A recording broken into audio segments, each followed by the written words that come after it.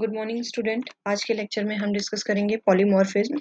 Polymorphism की ज़रूरत क्यों है? बिकॉज लास्ट लेक्चर में हमने डिस्कस किए थे इनहेरिटेंस। इनहेरिटेंस के बाद नेक्स्ट जो टॉपिक इम्पोर्टेंट होता है सी प्लस प्लस में डिस्कस करने के लिए, that is important is polymorphism. So let's discuss about polymorphism. As the name suggest, like polymorphism is just like polymorphism, जिसके कई सारे नाम, पॉली मीन्स कई सारे, मॉर्फिज्म मतलब रूप हो, जो कई सारे रूप में आता है, जो कई सारे फॉर्म्स में आता है, that is called the polymorphism. So आज के लेक्चर के जो टॉपिक्स हैं वो देख लेते हैं। What is polymorphism, what is polymorphism in OOPs, how the polymorphism can be achieved and types of polymorphism and function overloading and function overriding. So let's discuss about it. Like अगर मैं बात करूं polymorphism की जरूरत क्यों है, सो polymorphism की जरूरत सिर्फ इसलिए है क्योंकि जब हम एक एक फंक्शन को क्रिएट करते हैं तो एक बेस क्लास में फंक्शन होता है और एक डिराइव्ड क्लास में फंक्शन होता है। तो नॉर्मली क्या होता है, we can access derived class function as well as base class function. But the what is need कि जब भी हमें मेंबर फंक्शन की जरूरत पड़े, लेकिन हमें किसको जरूरत है, दैट इज मल्टीपल, एक ही नाम से हमें कई सारे फंक्शन क्रिएट करने की अगर फैसिलिटी मिल जाए।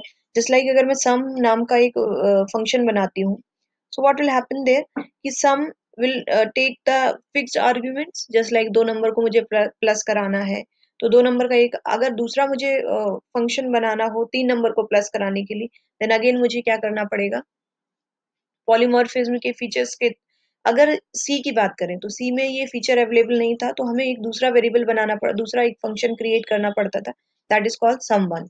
सो rather than creating multiple name, so we have to remember all these name कि like मैंने अगर थ्री वेरिएबल को प्लस कराना है तो मुझे कौन सा फंक्शन कॉल करना है। मैंने याद सम अंडरस्कोर थ्री कर दिया, so it is very critical कि मुझे अगर वेरिएबल चेंज करने हो, जस्ट लाइक मैं दो इंटीजर का सम कराना चाहती हूँ, then there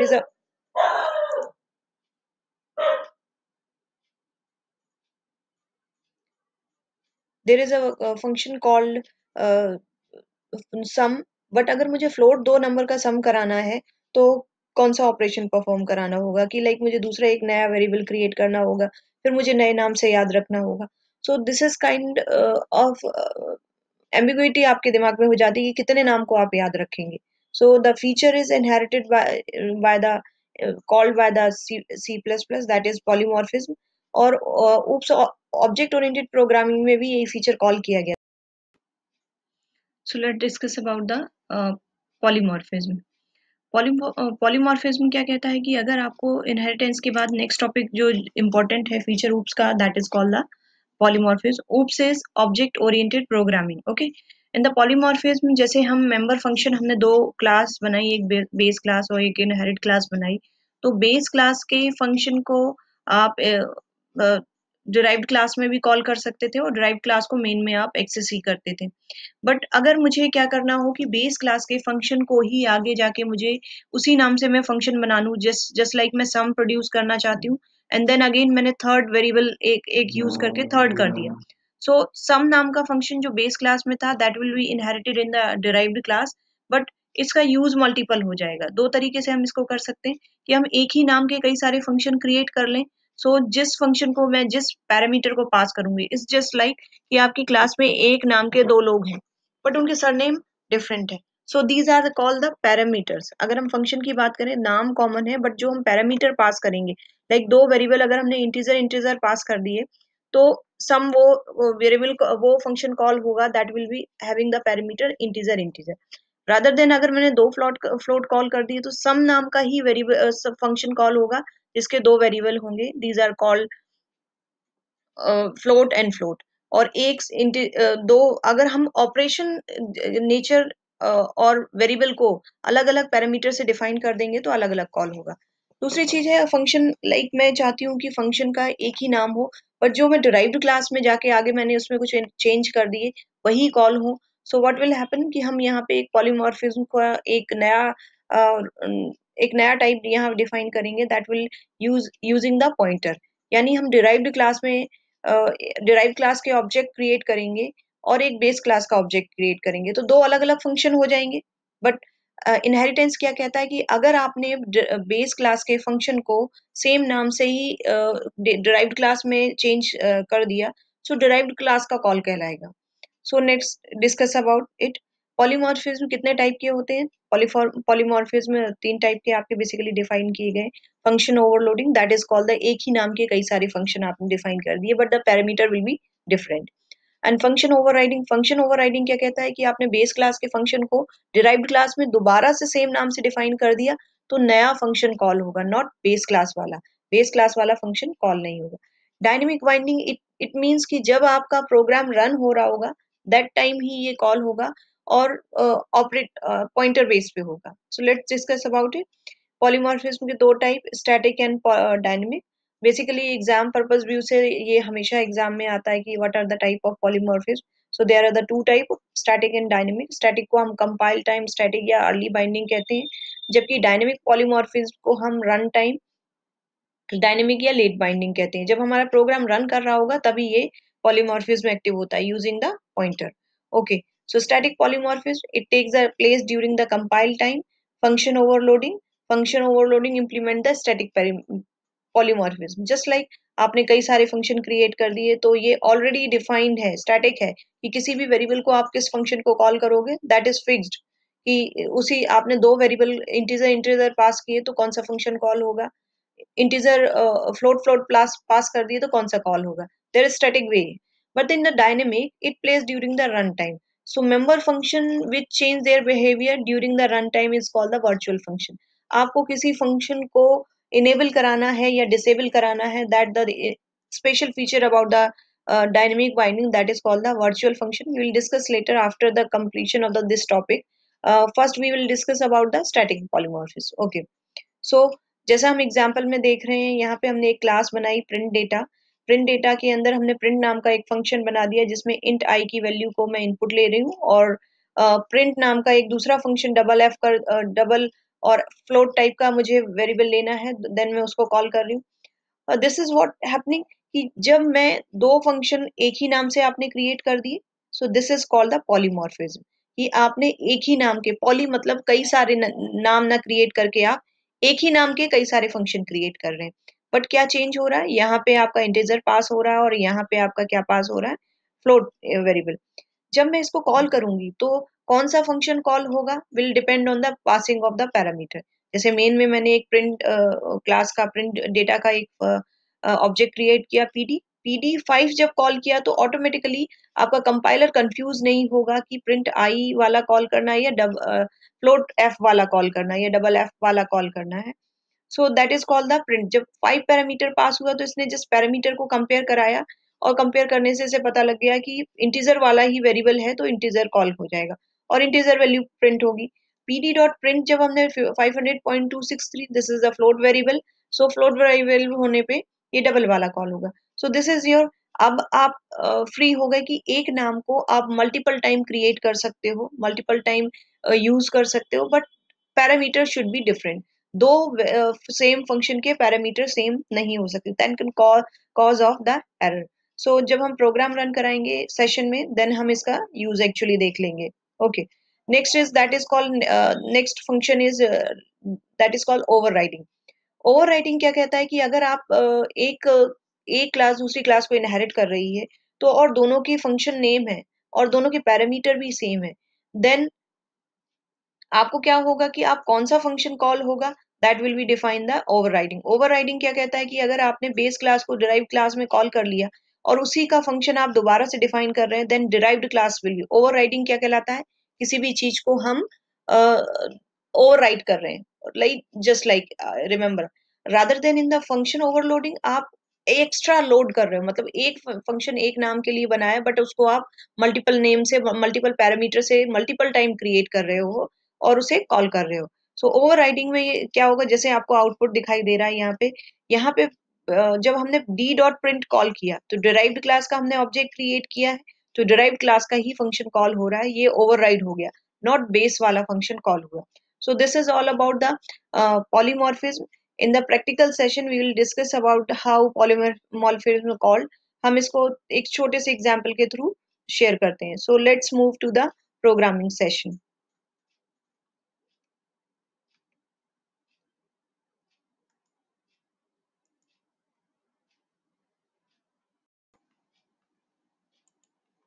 In the today's session, we will discuss about the function overloading. Function overloading can be performed by using the same name function various type.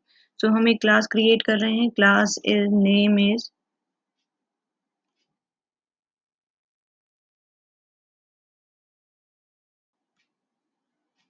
summation.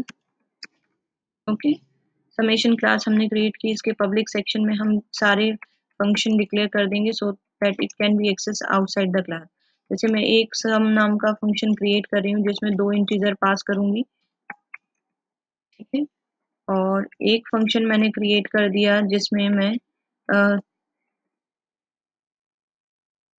एक integer और एक float को, यहाँ इंटीजर फ्लोट की जगह हमें क्या declare करना पड़ेगा, double. So let's take integer, 3 variable को मैं प्लस करा रही हूँ. ओके, नेक्स्ट इज एक और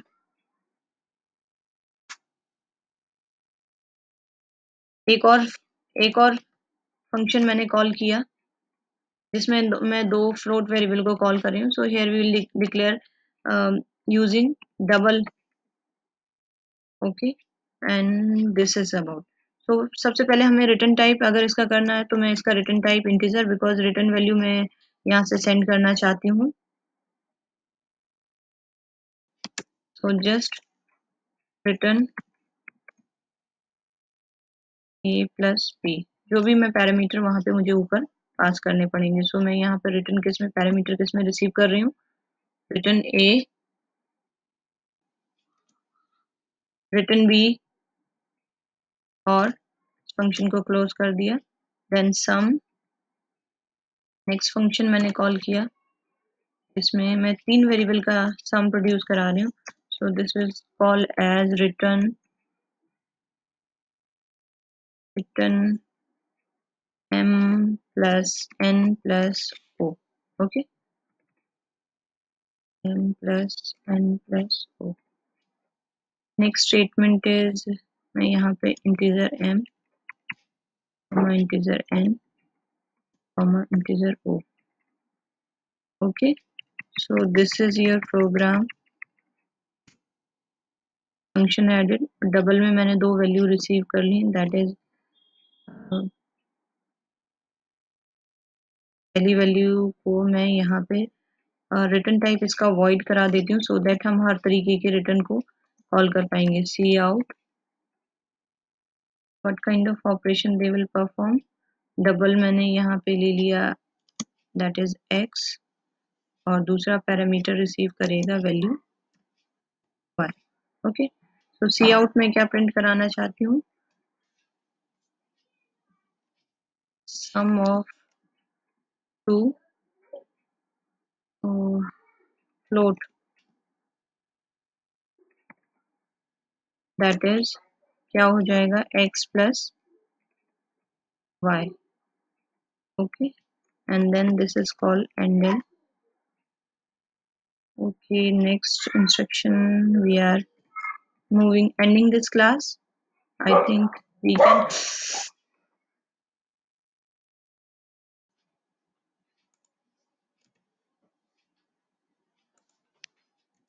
can move to the next class, that is integer main. Addition class का मैंने एक समेशन क्लास का मैंने एक ऑब्जेक्ट क्रिएट करा लिया, that is summation s1.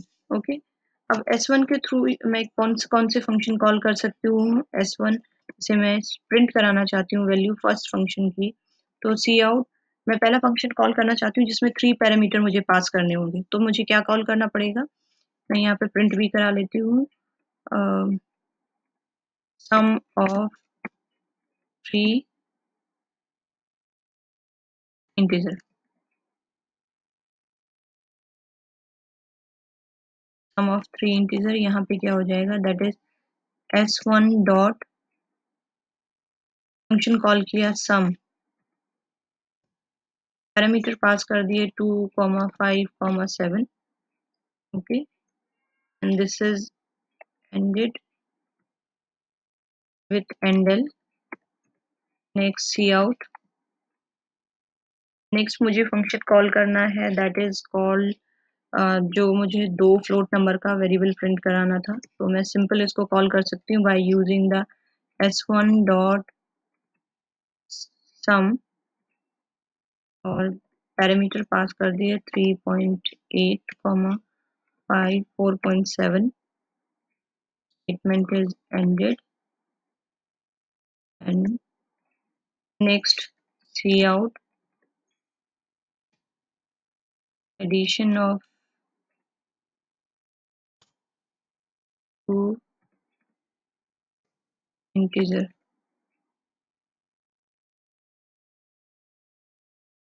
that is s1 dot sum 5 comma 9. Okay, let's take one more. This is your in comment section. Let's run this program. If any error, we'll check it out. Okay, so there is a mno integer o double. Let's check what kind of the error has been created here. Void sum double. That's okay. First we'll check class summation. Public section में मैंने integer और a और return b. mno integer o sum and okay, then float. Okay, that should be fine with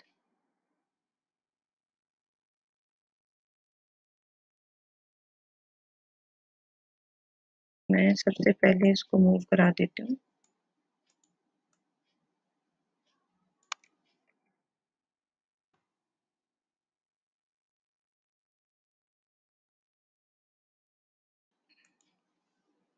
error कहाँ पे आ रही है? Let's check. In the four sum with no type f permissive summation double and double. Okay, double के साथ मैंने कौन से पैरामीटर पास किए? x and y. It should be fine.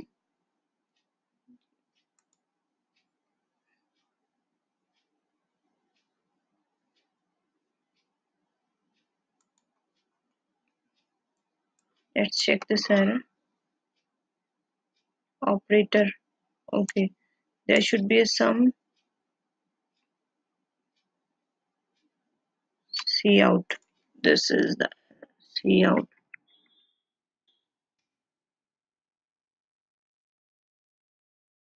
And okay, let's run this program. If any error. Oh, sum with no type, f type permissive. Let's integer l. There is a no type, sum integer type variable. Okay, let's run this program. Return type O. Okay, so we have to declare this l and let's run this program. So addition of the two integer is 14 and sum of the three integer is 14 and sum of the two float is running. So it's running now. The error was basically this is endl. I think we should addition of the two number and then we are just printing here endl. Okay, so it should be clear. Like sum program का हमने तीन part बनाए. सम को हमने तीन नाम से declare कर दिया. That is sum for integer, sum just integer value pass कर रहा है, दो फ्लोट नंबर को प्रिंट करा रहा है. This is about the function overloading. Function overloading का यूज करके हमने कितने सारे फंक्शन क्रिएट कर लिए? तीन फंक्शन. बस कॉलिंग के लिए हमें अलग अलग तीन नाम याद करने की जरूरत नहीं. बस हमें क्या याद रखना है कि किस टाइप के हमें पैरामीटर को पास करना है. जस्ट लाइक हमने तीन टाइप के पैरामीटर को कॉल किया और तीनों के रिटर्न टाइप भी डिफाइन किए. So let's again running this program because this is a fix parameter. हम इस फंक्शन को दोबारा भी कॉल करा सकते हैं. जस्ट लाइक मुझे वैल्यू चेंज, जैसे addition of the two integer is 14, sum of the three integer is 14 and sum of the two float is just like दो variable की value 5 and 9. We can change here 19 10 plus 9 so that you can change the check the changes. Okay, so this is about addition of the two integer is 19, sum of the three integer is, so sum, basically sum function is called three times, but it is running with the different parameter and different values. So this is about the function overloading. Polymorphism का एक ये type है जो कि आपको बताता है कि आप कई सारे फंक्शन को कॉल कर सकते हैं bye using the same name, but there this is the feature of call, basically this feature is called polymorphism. So we are just clearing each and everything so that it's clear. I think this is a beautify method. We have called it. So function is basically called three times. You can check it. The name is same. Calling method is same. We can, since we have declared the return type, so here we are calling direct. Here we printed, so no need to print, and just we have printed the function value. Okay, that's all about the function overloading. Next class में हम discuss करेंगे that is function overriding as well as the virtual function that is achieved by using the runtime polymorphism. Okay.